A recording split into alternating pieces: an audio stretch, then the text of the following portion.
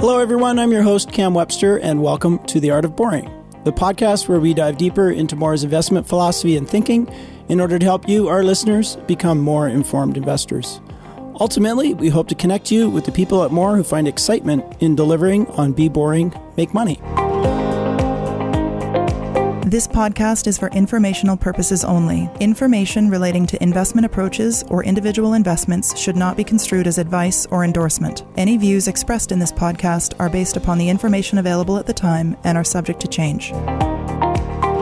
With me today is David Ragan. He's the lead portfolio manager on international equity at Mawer, and we have him in to speak to playing the plan. So let's start with the big picture. So lots going on out there. You guys are on the road talking to management teams. So is there anything that's connecting what the management teams are saying to the big picture? So one big concern is Brexit, and the largest currency exposure is British pound. So start there. Sure, yeah, Brexit's been in the news for a very long time, and Brexit just got extended. The UK wasn't ready for it. There still seems to be some almost impossible decisions to make. Like, for example, how do you have a border in Ireland and not a border in Ireland? Because Northern Ireland is part of the UK and would separate, and the Republic of Ireland has to be connected to that because of some very troubled pasts. They can't reintroduce a border there. And that's just one of the many, many issues. So this is a problem and a topic that's been talked about for a long time and will probably continue to be talked about. There hasn't been a lot of change with what we're looking for. Core to our philosophy is looking for those high-quality companies that have pricing power and smart management teams. And those two competitive advantages really help you weather storms that, as an investor, I may not ever foresee or I wouldn't know what to do for a specific company. These managers in these businesses, if they run into problems, they can raise prices if new barriers pop up. The management team is intelligent by having production capacity nearby their customers. And this is really how we focused on this issue ever since David Cameron announced that there would be a referendum on if they want to exit the EU. And that's the way it continues to be. We still think we have some pretty high quality companies that can weather this. The number of companies that we have in the UK that are head office there is high. Currently, about 26% of the portfolio is there. But in reality, these are incredibly international companies where they have little or nothing to do with the country. One of our top holdings, Intertek, testing company, their core business is actually being in the manufacturing basins. So that's where their operations are, though they are head office in the UK. So their exposure to the pound is very, very low. And I still think that the portfolio is well positioned for the Brexit, even though I do personally hope it doesn't happen. Maybe next big picture window to open would be U.S. China relations. And I'm thinking you're going to give me the same response, but is there anything particular about that situation that you're doing something about in the portfolio? Trade wars reduce the productivity of the world. The reason that we have certain things produced in certain areas of the world is that area has a competitive advantage for that product. And Canada having a massive amount of land, Brazil is another example, lots of land and even better weather. We have a competitive advantage to grow crops. China has a lot of labor force, so anything more manual labor, that can help to be produced there. The U.S., labor is much more expensive, so it has to be a lot more productive, and sometimes it can work. But when you force these changes to where things are produced and how the economy chooses to allocate capital and factories, that makes it less productive. In this case right now, it's a war going on. There's tariffs going back and forth. We've seen steel prices be one of the bigger impacts. One of the earliest tariffs was on steel.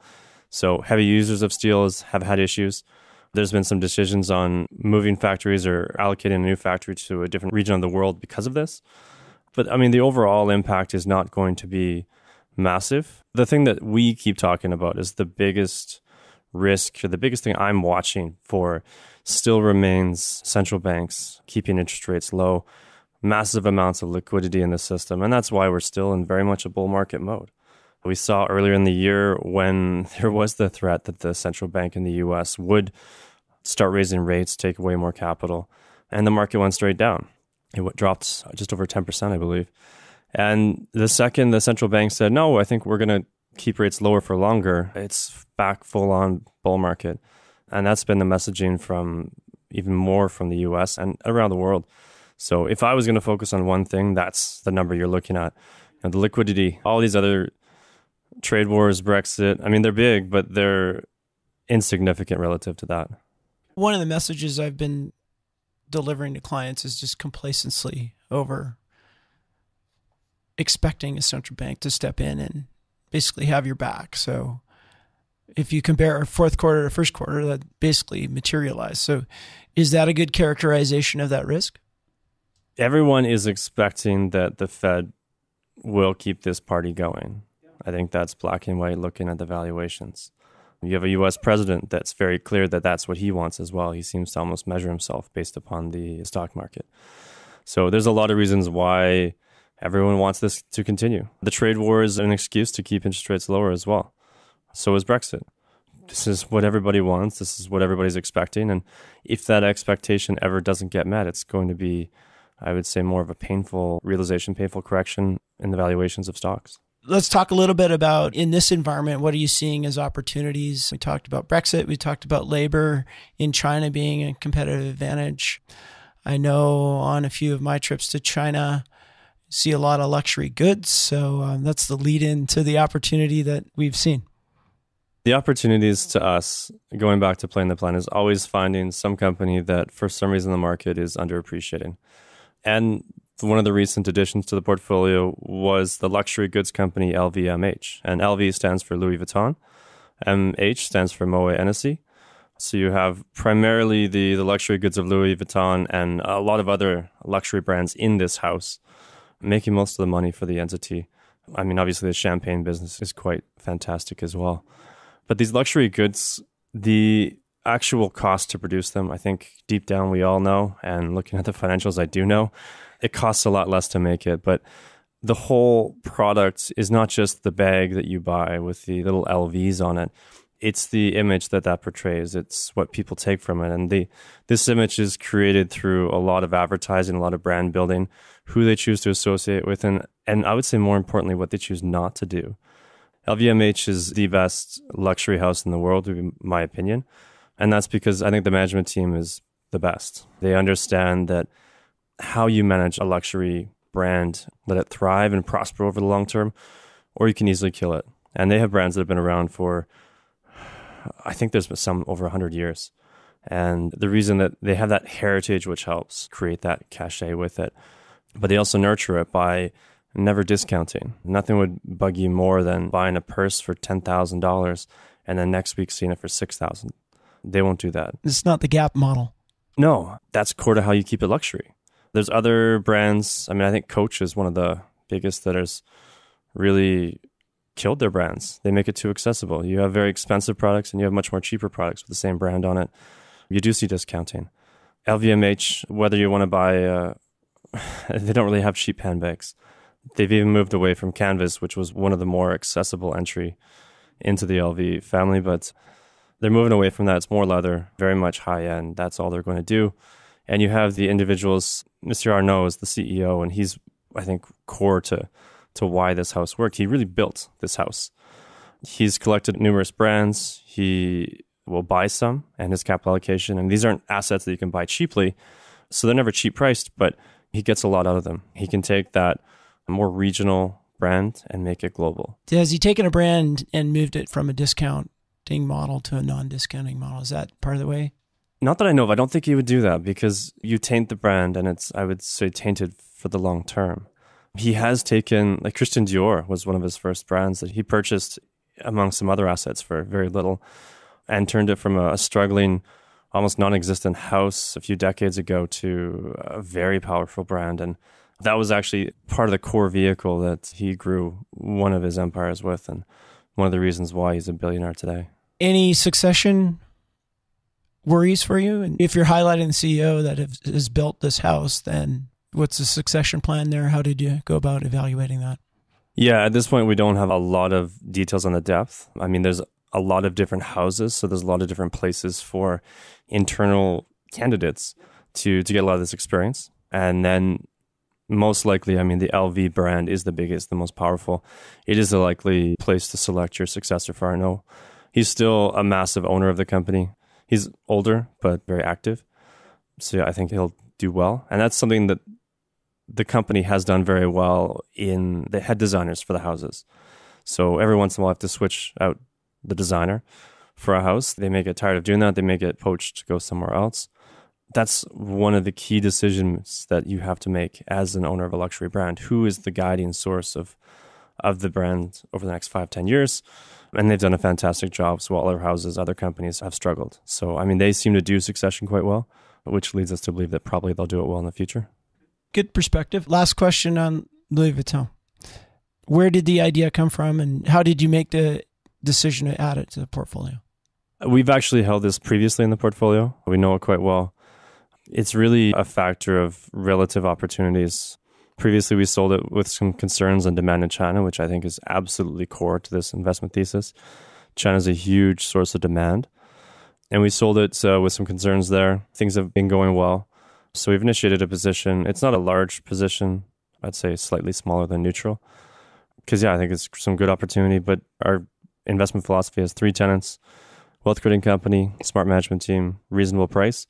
And I mean, the price is reasonable for a very high quality asset, but in all honesty, this is an expensive market. So personally, I'd love to buy it cheaper among everything else, but I think this is one that potentially we could have that opportunity. Thanks for walking us through that. One of the other, I guess, structural things that could happen for holdings in the portfolio is because it's an all cap mandate. So all capitalizations, you can own small cap, medium cap, large cap, doesn't matter, is some of those companies get added to an index.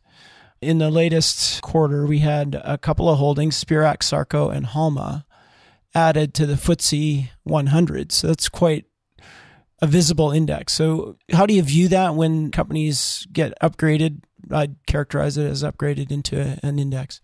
When they get introduced into the index, it's fantastic for the people who already own it, because then there's all this passive money that immediately has to buy them. And that's why these shares have done incredibly well. I mean, they're fantastic businesses, which is why they've grown to the point where they can get into the FTSE 100, it is the S&P 500 of the UK. So it drives a lot of money, and it's driven these shares, I would say, a lot. So we're not really playing the game of, is this going to go in the index or not? And there's investors out there who do that, but we're just looking for great companies. And when we find these great companies, we can often ride that ride with them, where we own them before they go into the index, or they go into a lesser index, and they go to a bigger index and a bigger index. And it's very valuable for shareholders. And this is one of the reasons why passive investing versus active investing, we have a structural advantage over the longer term, where if everybody else on the planet was passive and I was the last active investor, I choose what goes in and out of the index. So once I sell something, it gets kicked out, and whatever I bought gets put in. And then you get this huge tailwind behind you. So I mean, this has been a big benefit. And as this has happened, we have actually trimmed a little bit from both the stocks, just as valuations are a little bit more stretched.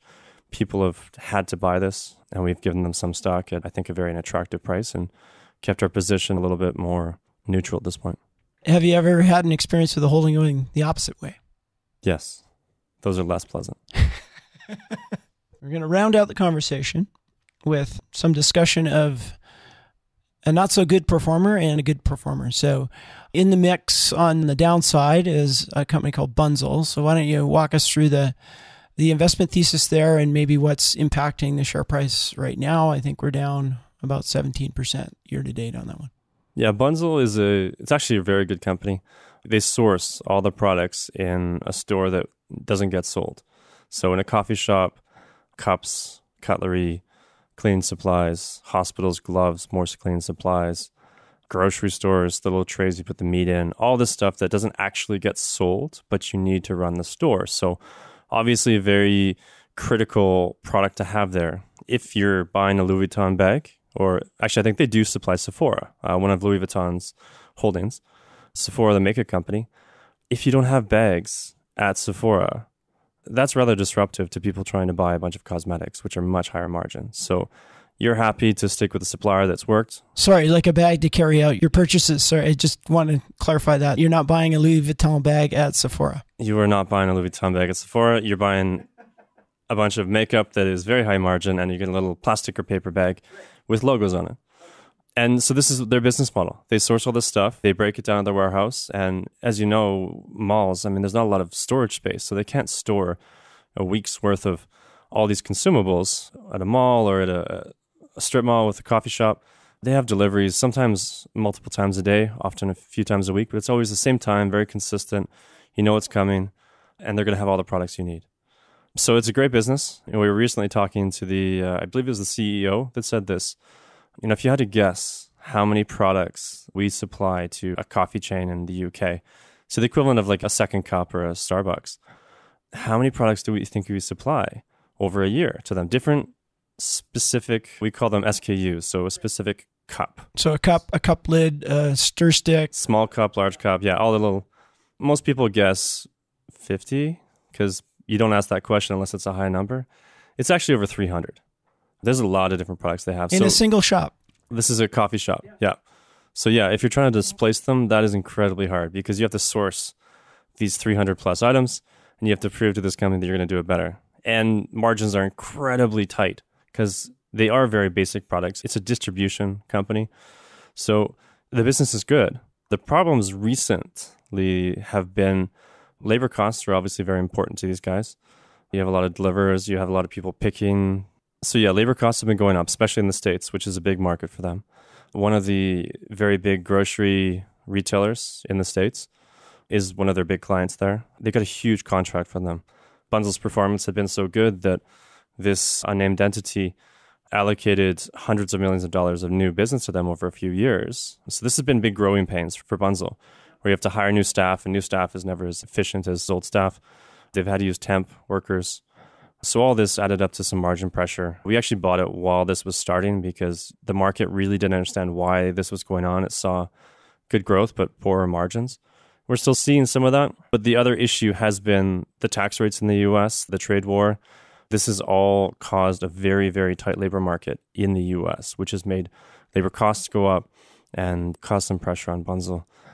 I don't think this is a very long-term problem. They're very good at eventually getting the efficiencies running, getting the people they need, passing on the price increases. Obviously, this very large customer is a bit harder to pass through prices than a random coffee shop, but they still should be able to do it. That's why we're happy to hold the position. We are somewhat cautious and curious on when this ends. So this is one where you almost wait for the evidence. You actually can see things have started to improve, and then maybe we increase the position. So thanks for that walk through Bunzl, and it's pretty clear why it's come down and where you're positioning.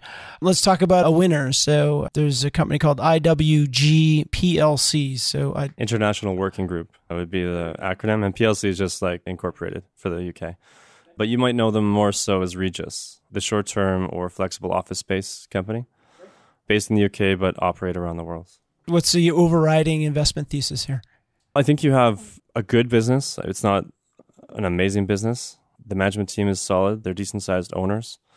And when we bought into this, they were doing well. The value of flexible office spaces, it's there for companies, especially say you're a multinational corporate. You have a sales force. They need to be able to travel all around Nebraska, but you want them to be able to work while they're doing that. So if you have an entity like IWG, they would have office space all over the world. Pretty much every major city, every major country in the world, they can help you. And Mawer Investment Management, we actually use them. Definitely in Toronto, we might have used them in Singapore as well. So it's a good business. People have probably heard about WeWork. That's more the internet startup that they're bleeding money. They don't seem to understand exactly how this business runs, and it's more of a club there. But Regis is very much the professional management where you, as a legitimate office person or worker, can rent a space and have an office wherever you need it. Does it leg into a higher proportion of entrepreneurial type business model, so self-employed and things like that? Like, is that a growth dynamic for them? That's definitely a big positive, yeah. A company that's growing and doesn't know exactly how much space they need or where they need it. They don't want to tie up a bunch of capital or be in a long contracts. You'll pay a little bit more using this flexible space, but that's exactly why you want it. It's flexible. You'll pay a little bit higher prices and maybe share some of the services where you can have reception, you can have a kitchen, where as an individual, you might just have a tiny little depressing office otherwise. Okay, and is there anything in their business right now that's served as a catalyst near term? The shares are up over 30% in the near term here. So what's explaining that? The original business model has been primarily IWG will lease a floor or some office space, and then they'll make these short-term leases to their clients. So they'll build up the office space to be flexible, to sell well and fit a lot of different people. and then they'll lease it to individuals. The move that they're making now, and I think why the share prices have done so well, is they're moving more towards the franchise model. And they've been doing this somewhat for a while, where originally it was they would partner with landowners, and the landowner could put up some of the money, and they created a joint venture vehicle that then this entity is owned by the two of them, and say an office owner that has a floor that they can't rent can do this. Now they're moving to the full franchise model where, and it could be real estate owners as well. I think that's a great match. Or it could be an individual who just wants to lease a space themselves, run the business, but IWG will run all of the, basically they're the franchisors. They will do the systems, the IT, they will do the advertising, they'll help get you clients. They have the branding, the advertising. They have the expertise on how to design a floor, because designing an office floor is obviously, it's not easy to begin with, but then you add the challenge of it's got to be flexible and work for various groups. They have all of that, and they would, this way, IWG has no capital tied up in this. It's purely, they provide how to run the business. And I think the market is very excited about this, and they've done a successful deal in Japan at very attractive terms. So I think it's very appropriate what the stock's done, and that's why we continue to hold it and see how this turns out, because it is just one deal so far. Hopefully they find a lot more and of similar quality. Right. So if this is a new way they're running the business, as a long-term investor, are you inclined to add to it? You're waiting for evidence to see if this transpires, but if they convert, say, half their business to this model, what does that mean? This is turning into basically the hotel business model, where you see all these hotels, the Intercontinental, Hyatt, whatever. The actual corporations don't own that hotel typically. They just manage it, they run it, they have that brand, and they provide the loyalty program that drives customers there. We like that business model. It's a great business model, very capital light, very high return. So that's why we like IWG and why we think it can work.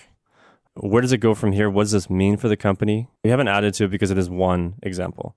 You don't have to have everybody wanting to buy a franchise. You just need one or two or a few in each market. However, IWG decides they want to break it up. So, see that more deals come out. There's a demand for that the franchisees are excited about this. And then how much of the company gets hived off like this? The Japanese deal took existing IWG assets and then put them into this, sold them to the franchisee. You could see that the whole company eventually transitions to this. And there's not much physically left to the company at that point, except the cash that they would generate and pay out would be astronomical and quite exciting. So we're watching this with great interest, I would say, at this point. Okay, that's an interesting holding. So that, I think, rounds out our conversation. I want to thank you for spending time with us and giving us an image of if you're the last active investor in the world. That was a good one. And walk through Bunzl was great, and little luxury goods in there. So thank you, David. We'll have you on again soon. You're welcome. Thank you. Hey everyone, Cam here again. To subscribe to the Art of Boring podcast, go to Mawer, that's mawer.com/podcast. If you enjoyed this episode, leave a review on iTunes, which will help more people discover the Be Boring, Make Money philosophy. Again, thanks for listening.